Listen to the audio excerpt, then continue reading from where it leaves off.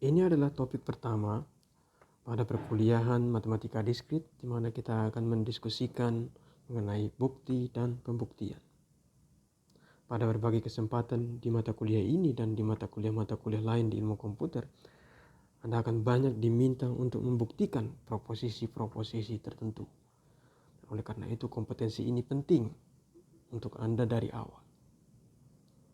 Apa itu yang disebut dengan bukti? Secara intuitif, bukti adalah sebuah metode yang kita gunakan untuk memastikan kebenaran. Secara formal, bukti dari suatu proposisi adalah serangkaian deduksi logis yang mengarah ke proposisi tersebut berdasarkan sekumpulan teorema. Oleh karena itu, kalau kita ilustrasikan, kita akan memulai dari sekumpulan aksioma. Dan dari kumpulan aksioma ini kita akan membuktikan sebuah proposisi utama. Bagaimana kita membawa dari aksioma ini ke proposisi utama yang akan kita buktikan? Kita akan mengaitkannya, kita akan membawanya dengan melakukan sebarisan atau serangkaian deduksi logis.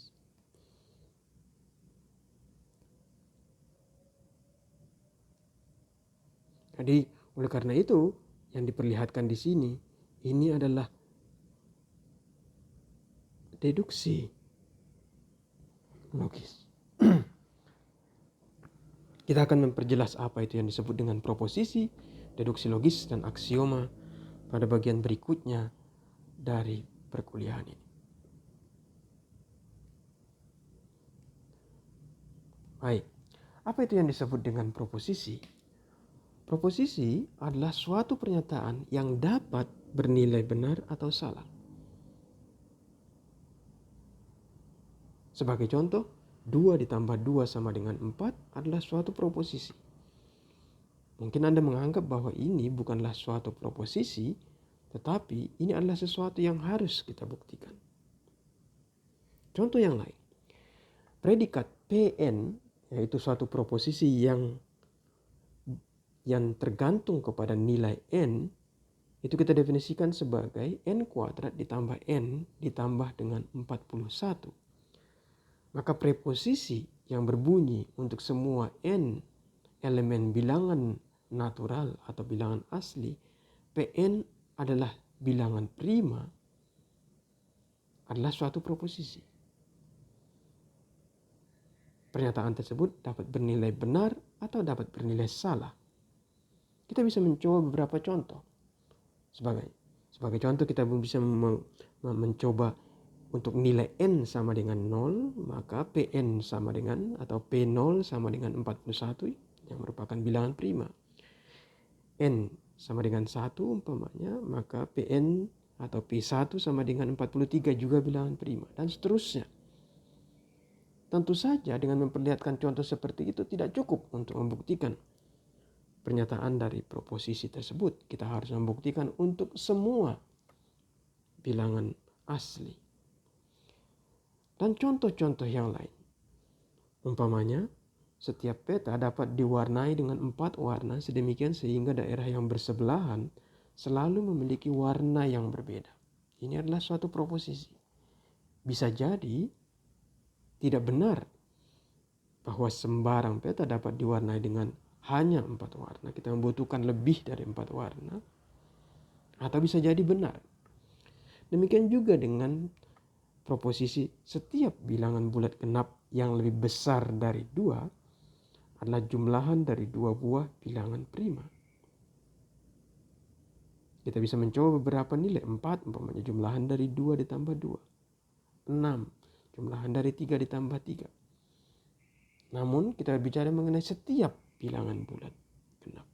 Oleh karena itu, kita harus memastikan bahwa pernyataan itu benar untuk setiap bilangan bulat genap. Kemudian apa itu yang disebut dengan aksioma? Aksioma adalah proposisi yang kebenarannya tidak lagi kita ragukan. Kita tahu bahwa itu benar.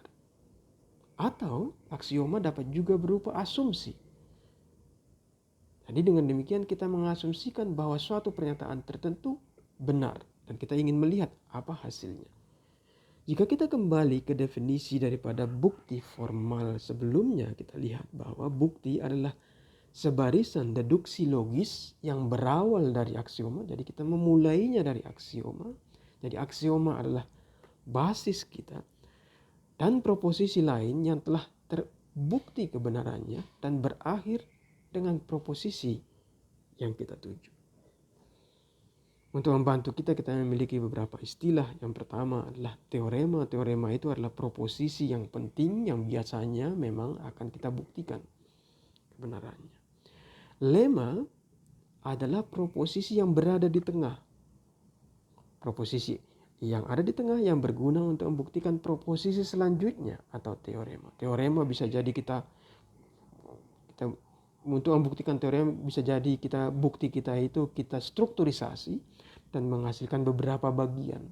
Bagian-bagian tersebutlah yang kita sebut dengan lema yang kemudian kita gabungkan secara keseluruhan untuk membuktikan teorema. Yang ketiga adalah corollary. Corollary adalah proposisi yang diturunkan dari teorema dalam hanya beberapa langkah sederhana. Dengan demikian corollary, pembuktian dari corollary biasanya sangat sederhana dan obvious. Jadi mudah untuk melihatnya kalau kita sudah meyakini teorema tertentu. Biasanya berupa konsekuensi yang sederhana. Nah, metode pembuktian yang berawal dari aksioma dan berakhir dengan bukti ini disebut dengan metode aksiomatik. Euclid, penulis dari The Element, memperkenalkan kita dengan metode ini. Apakah hanya ini metode yang dapat kita gunakan untuk membuktikan sesuatu? Tidak. Metode aksiomatik itu biasanya disebut juga dengan metode deduktif. Ada satu jenis metode pembuktian lain yang akan kita diskusikan di bagian kedua dari perkuliahan kita yang disebut dengan metode induktif. Nah, kemudian pertanyaannya adalah aksioma seperti apa yang akan kita gunakan dalam mata kuliah ini? Jika kita ingin persis, precise, dan fundamental, maka terdapat sebetulnya sebuah aksioma yang sangat fundamental di matematika yang disebut dengan aksioma himpunan ZFC atau Zermelo-Franke. Namun aksioma ini sangat fundamental, jadi terlalu mendasar untuk kita. Untuk membuktikan bahwa 2 tambah 2 sama dengan 4 saja kita akan membutuhkan kira-kira 20.000 langkah bukti. Oleh karena itu ini terlalu exhausting buat kita. Di polisi kita di mata kuliah ini adalah moderation.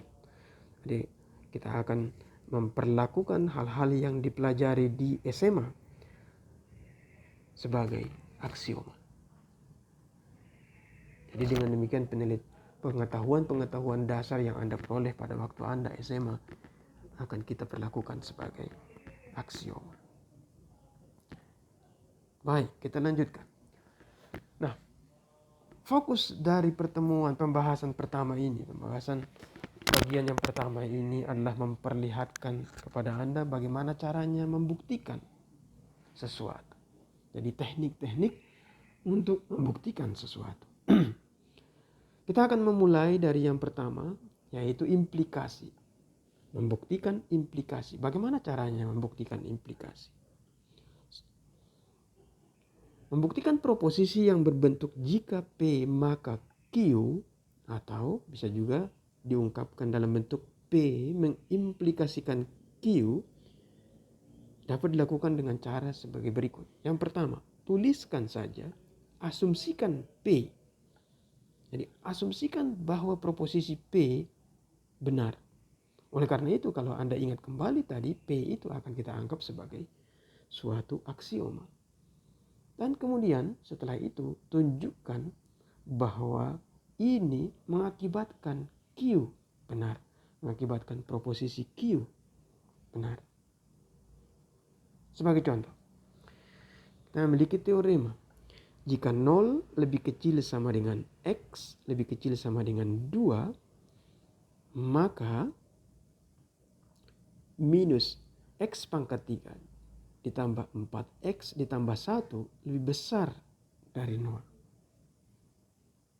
Ini adalah sebuah proposisi yang berbentuk jika P maka Q, di mana P adalah proposisi ini dan Q adalah proposisi ini. Dengan demikian, sesuai dengan boilerplate di atas, pertama-tama kita akan mengasumsikan. Kita asumsikan 0 lebih kecil sama dengan X lebih kecil sama dengan 2. Berdasarkan asumsi tersebut, nah sekarang kalau Anda perhatikan, kita akan menggunakan deduksi logis.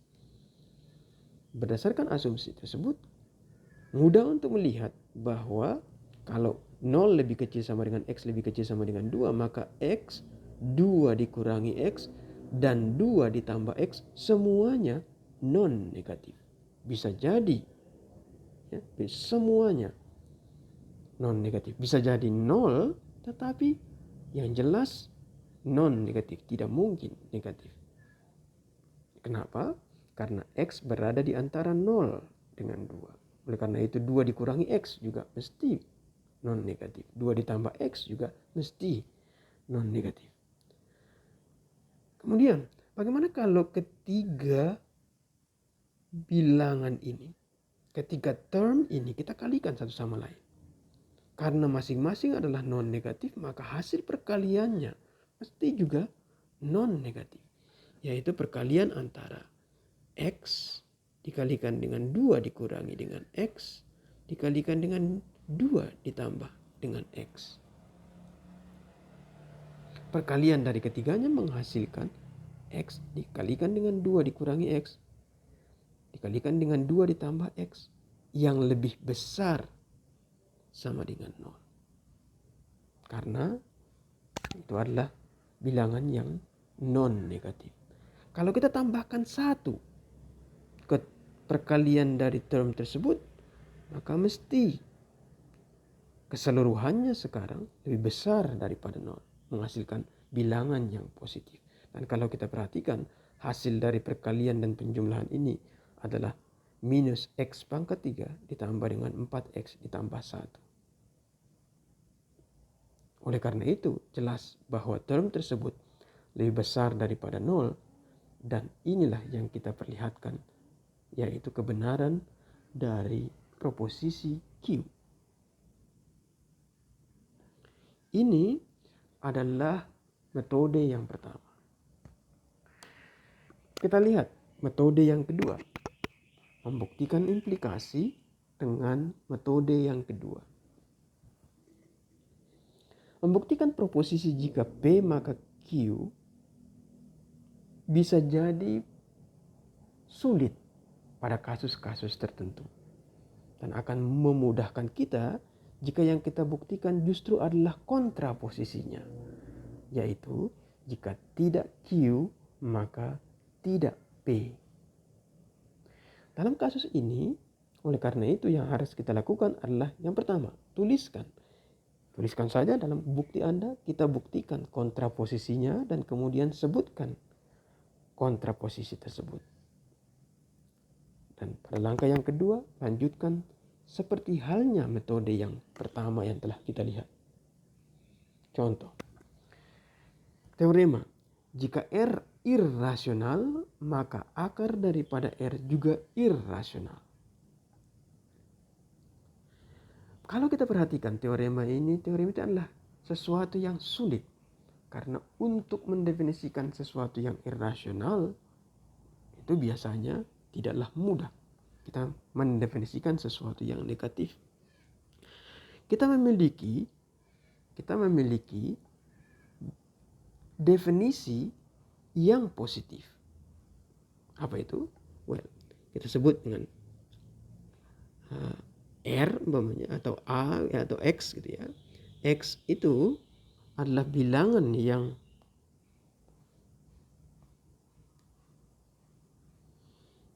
X rasional. Oleh karena itu ini justru yang kita ketahui. Jika dan hanya jika terdapat A B himpunan elemen daripada bilangan bulat, jadi integer A dan B, sedemikian sehingga X sama dengan A dibagi dengan B.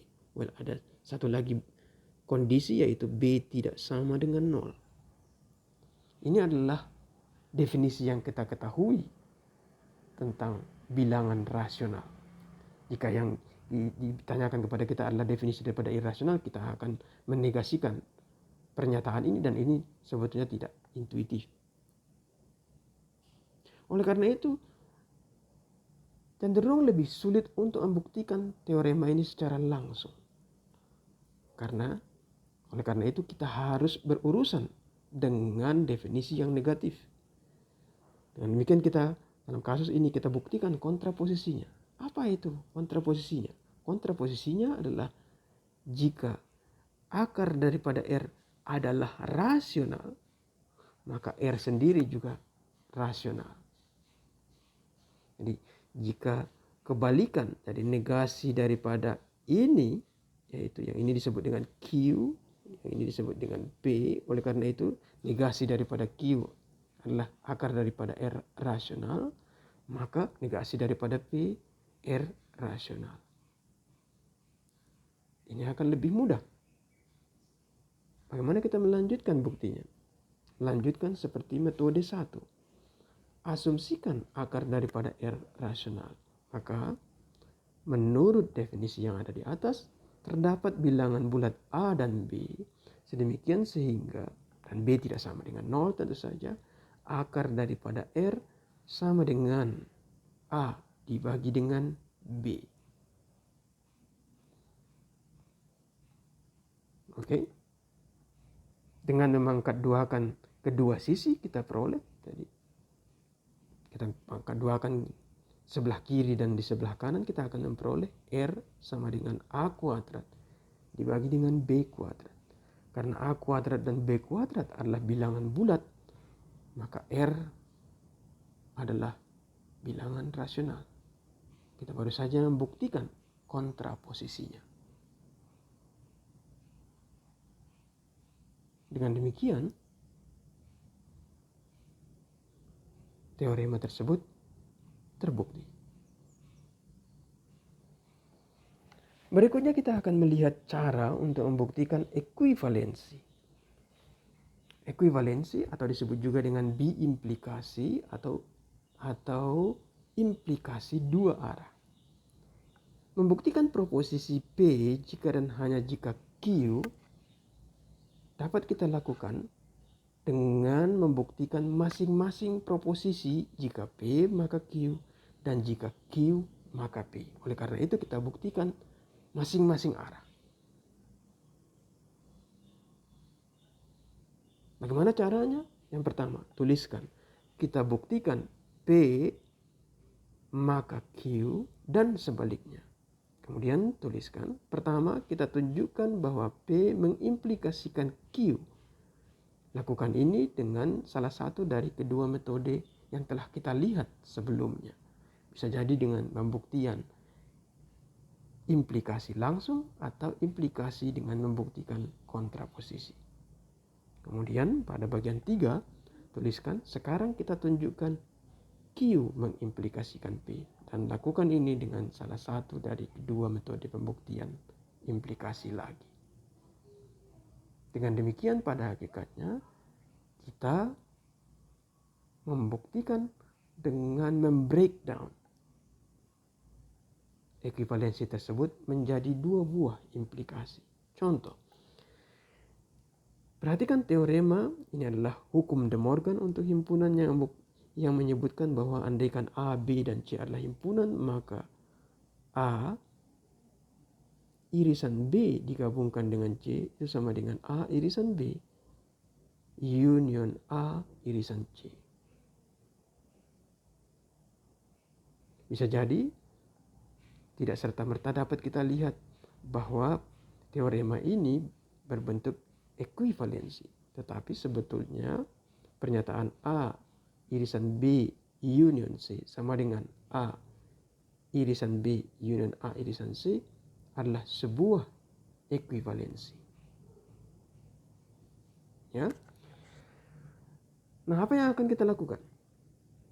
Kita akan menggunakan teknik pembuktian ekuivalensi tersebut. Kita buktikan bahwa Z suatu elemen tertentu adalah elemen dari A irisan B union C, dan ini mengimplikasikan bahwa Z adalah elemen dari A irisan B union A irisan C, dan sebaliknya, yaitu bahwa Z elemen daripada A irisan B union A irisan C itu mengimplikasikan bahwa Z adalah elemen dari A irisan B union C. Pertama, kita tunjukkan bahwa Z elemen dari A irisan B union C mengimplikasikan Z elemen A irisan B union A irisan C. Apa yang akan kita lakukan? Ini adalah implikasi. Caranya adalah asumsikan presidennya. Asumsikan bahwa Z adalah elemen dari A irisan B union C. Maka mudah untuk melihat jika demikian Z mesti berada di A, dan perhatikan ini, dan Z juga berada di B atau C. Dengan demikian Z bisa berada di A irisan B atau berada di A irisan C. Dan ini mengimplikasikan Z elemen daripada A irisan B union A irisan C. Bagian berikutnya ini adalah simetrinya. Dengan demikian kita bisa membuktikan ekuivalensi tersebut. Baik, kita lanjutkan. Kita akan melihat teknik untuk membuktikan ekuivalensi dengan metode yang kedua. Membuktikan proposisi P jika dan hanya jika Q dengan cara membangun rantai jika dan hanya jika. Caranya adalah sebagai berikut. Yang pertama, tuliskan kita bangun sebuah rantai implikasi dari jika dan hanya jika. Buktikan bahwa P ekuivalen dengan suatu statement yang kedua, yang kemudian ekuivalen dengan statement yang ketiga, dan seterusnya sampai kita mencapai pernyataan atau proposisi Q. Contoh, diberikan teorema standar deviasi dari sebarisan nilai X1, X2 dan seterusnya sampai dengan Xn adalah 0 jika dan hanya jika semua nilai sama dengan min. Bagaimana cara kita membuktikannya? Kita tuliskan.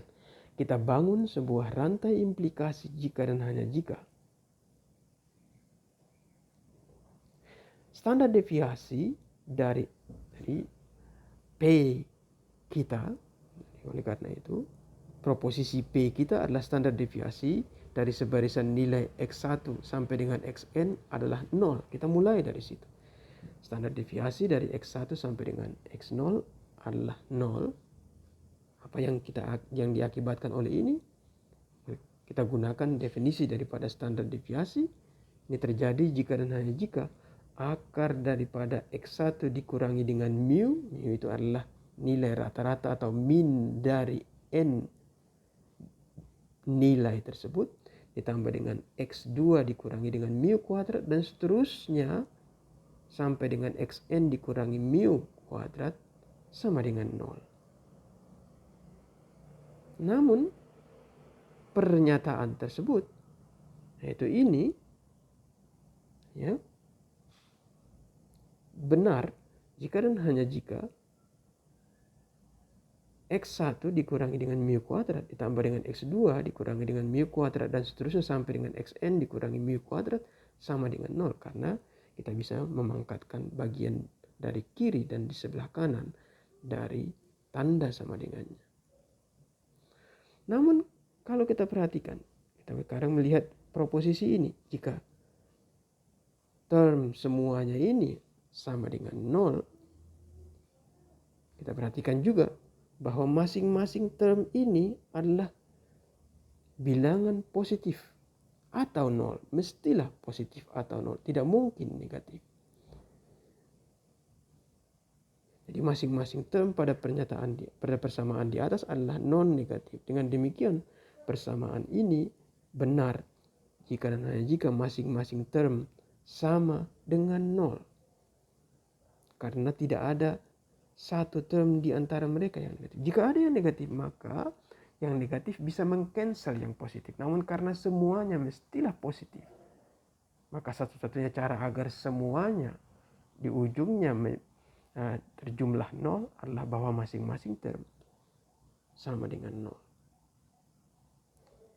Dengan demikian, masing-masing term xi dikurangi dengan mu kuadrat sama dengan nol. Oleh karena itu xi mestilah sama dengan mu. Kita baru saja membuktikan teorema tersebut dan dengan menggunakan metode yang kedua.